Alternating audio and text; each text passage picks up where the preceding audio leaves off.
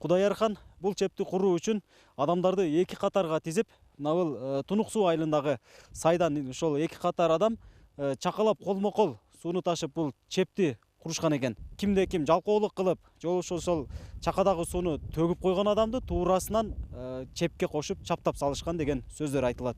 Ушундай жол менен Кокон ханы сырткы душмандарды коргонуу үчүн дарыянын боюндагы дөңсөө жерди тегиздеп коргон курган.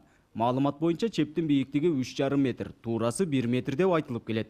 Коргон 2 бөлүктөн туруп 6 гектар аянтты камтыйт. Бул мезгилге чейин Кудайархан чебинин таржымалуу жөнүндө массалык маалымат каражаттарына бир топ материалдар жарыяланып келди эле. Тел аркылуу бир топ материалдар көрсөтүлүп келди эле. Анда айтылчу, дубалдын эни туурасына 1 метр 20 сантиметр деп. Бирок дубалдын айрым жерлери бийиктиги 4,5-5 метр, туурасы 2 метрге жетет. Бул эң эле жакшы сакталып калган бөлүгү. Мындан улам чептин бардык тарабы буга чейинки айтылып келген маалыматтардан бир кыйла бийик болгон деген пикирлер айтылууда. Жаан-чачындан улам дубалдардын көпчүлүк бөлүгү урап калган.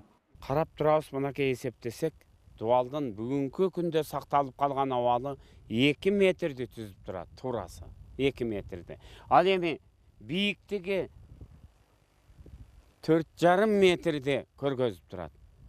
Буга чейин кылым карынган, кылымды карытып келген коргондун төбөсүн канча жамгыр жууду, канча кар эритип түшүрдү.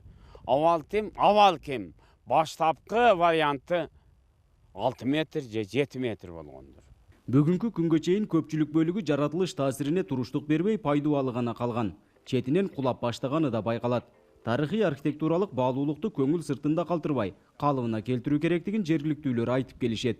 Жакшысы атайылап кам көрүп, шарт түзүп туристтерди кызыктырып тартса болот дешет. Барган сайын урап, баягы дубалдар бузулган жери бузулуп, кемтийген жери кемтип турат да ошо бойдон эле. Эми аны ушунда кайтадан оңдош керек да кайтадан.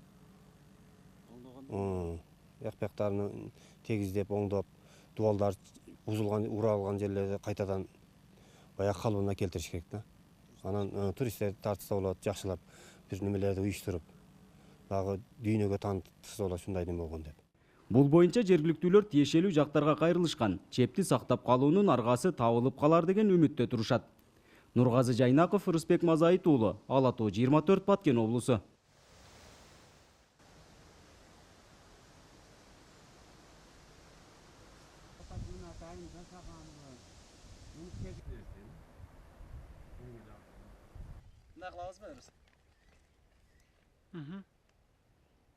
Агай, сиз ушул жерге турат окшойсуз.